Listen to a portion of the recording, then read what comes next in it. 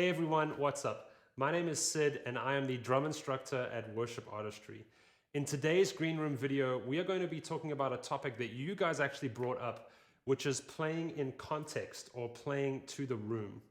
And so I'm excited to dive into this with you guys. I really hope you enjoyed the lesson. Let's check it out.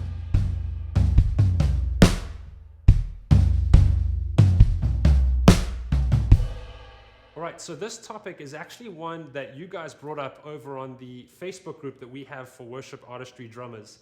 And it's one of the great things about being a Worship Artistry member is that we have a private group where we interact. You can get feedback on your playing, as well as be the first to know about new lessons and content and updates that are happening on the site.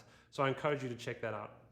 But when I asked the question, what would be helpful to learn? What does everyone want to learn and kind of know about? This was actually the topic that came up the most, and so I found that really interesting. And I'm just going to share some thoughts and ideas that I have from my own experience of playing in different churches and different contexts, and also some of the ideas and some of the points that you guys brought up in that group, okay, which I found really helpful and insightful as well. Okay, so the first point that we need to look at is literally, what room are we in, okay? And by that, physically, how big is that room? Does it seat 10,000 people? Does it seat 100 people? Does it seat 10 people? Okay, or these days, are you only recording for live stream? Okay, is it just you and your team? All of those can kind of adapt your approach to playing, okay? And then with that, not only the size of the room, another thing that's really, really important to keep in mind and be aware of is proximity. It's just a fancy English word for how close are you to everybody, okay? How close are they to you? How close are you to them? So first, for your team, does everybody have in-ears, or do you still have some people rocking wedges, okay? And then your drums are open. Do you have a drum screen? Is the front row right there with people in your congregation? And do the first 3 rows all have to have earplugs? Okay, these are all the kind of things we want to be aware of and kind of put into context, okay? So that's number one. What room are you in? How big is it, the physical size of it? And also, what is the proximity to your team and your congregation, okay?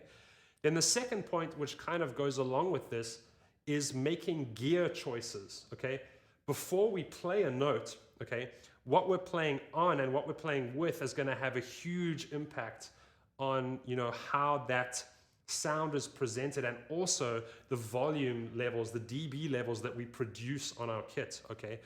So again, if we're in a smaller room, and if you're anything like me, you'll do anything to avoid a drum screen, a drum cage, or V-drums, electronic drums if you can.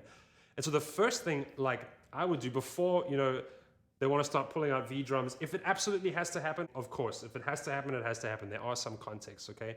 And then we can do the best we can then and still have a good attitude, okay? That's important too. But the first thing I would do, if possible, okay, is just size everything down. Even the drums. If you can have one of those kind of compact kits, okay, and even have skins where you only have the top head on, you can take the resonance head off everything. Maybe have an 18-inch kick drum, 10 and 14-inch toms, and even then take the heads. It might kind of sound more like 70s drums, but hey, if I get to play real drums, great. I'll go with it, okay? And the next thing is, I don't have to have the hugest crashes and a 24-inch ride and, Bonham-sized drums for everything, or drums and cymbals for everything, right? Maybe even just have an 18-inch crash ride and a set of hats, That would be totally enough, okay? And then also we can have smaller stick sizes. If you need to get 7As, but you can play real drums with real sticks, woohoo! Great, get 7As, okay? If you need to have blast sticks or hot rods or brushes, whatever it might be, again, just be willing to adapt on those, okay? And that's kind of the next point. The third point is always be willing to adapt, okay? Our attitude is super, super, super important, okay? It really, really is. And so another really important thing, and I've done both ways of this, and I'll tell you, the right way always produces a better result, but make sure you're friends with your sound guy. Oh, you are going to change everybody's life in your church if your sound guy is on your side and your friend, okay? So speak to him, maybe just ask him, hey, well, what do you think? What do you need from me, okay, for you to do your job better so that everything kind of sounds good in the mix together, okay? And then with the building and the room that we're in, what would work best, okay? And then our final point, which this is kind of some of the meat of this, okay? So if we've looked at the size of the room, we've bought and or adjusted our gear accordingly, okay? And we have a good attitude. Now the question is, great, that's all great, but what do we actually play? Okay? And this is kind of the question, because sometimes you have songs, like let's say a Hillsong song or a Bethel song, maybe they were recorded in like a 10,000 seater auditorium, okay, with like crazy sound and a massive stage, and the drums are like, isolated and mic'd up super nice and pristine. And so you can really play, you can climb in and give it a lot of energy. And then even sometimes, the drums are being sample replaced to get like a really fat, beefy sound. So what do we take? We have all of that, all of this like super high production and everything. And then you're playing in a room to 50 people, okay? And again, neither is right or wrong, but how do you adapt the context? Because maybe one day you're playing there and then someone calls you, hey, could you come play at my church? And they have 3,000, okay? It's like, whoa, then you can't play the same way you played for 50 that you play for 3,000, okay? You have to be able to do both, okay? So let's take a look at some parts. And actually, my friend Nathaniel suggested this. I asked him which part would be good. And he said it's a song that we've all played as drummers in church, okay? So I think it'll help us understand the context. And it's kind of like the bridge groove from What a Beautiful Name, okay, by Hillsong. So let me play that groove for you. We'll kind of take a look at it and then look at what we can do and how to put it in context in different situations. Here we go.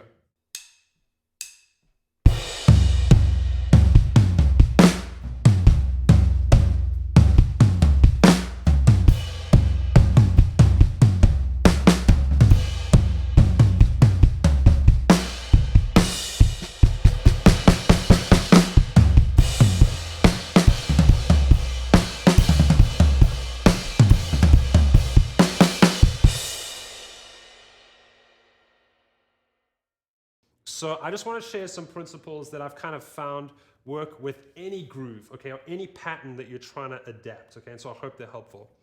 The first point is to try and identify the foundational points of the groove, okay, and by that we basically just mean what can stay, and if you took it away, the groove would actually change, okay, and what can you do away with that doesn't change the actual accents or the actual pattern, okay. That skill of being able to identify something that's peripheral, something that can be taken away, and then what is foundational to the groove is really, really, really useful, okay? Secondly, is to identify what your maximum volume is that you're aiming for, and then really try and aim for that each time again, okay? And so if your max volume is here, okay, 50% of how loud you can play, you need to start at 5 or 10, okay, and build up there. If you can go 100, cool, then you've got that full range to work with. But if you start at 40 and you're only trying to go to 50, right, you don't have anywhere to go and you're gonna get louder. So now let's look at practically adapting a pattern like this.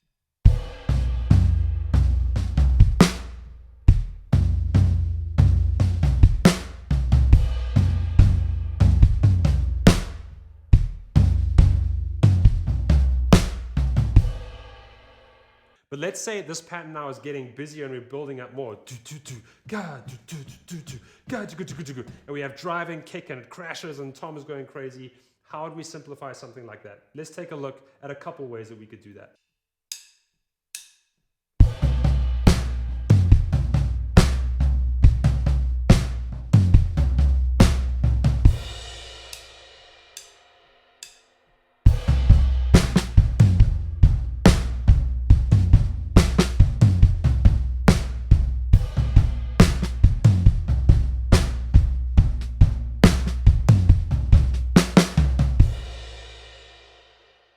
Now let's take a look at the final idea, which is basically that pattern when we have, we're crashing on a cymbal, we're playing toms and snare and everything going at the same time, okay?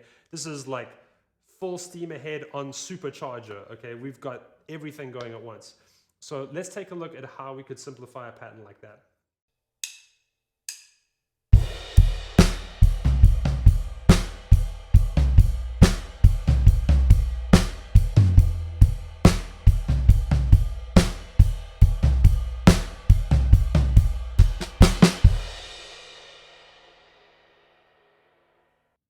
So there is one example of how you could play a groove like that in a context where you need to maybe not be as busy or not play as loud, okay? And so to sum up everything we talked about today, basically, in order to play in context, we have to not only know, but be aware of what that context is, okay? And that awareness, knowing the context we're in, okay, is what is gonna inform us being able to play in any context. So I really hope that you guys enjoyed this video. I hope that it's helpful to you and helps you with whichever venue you're playing in. Let us know in the comments where you play and how big the room is, and if there's any other points you have that you found to be helpful or useful for everybody, so we can all learn together. All right, take care, and I'll see you guys again soon.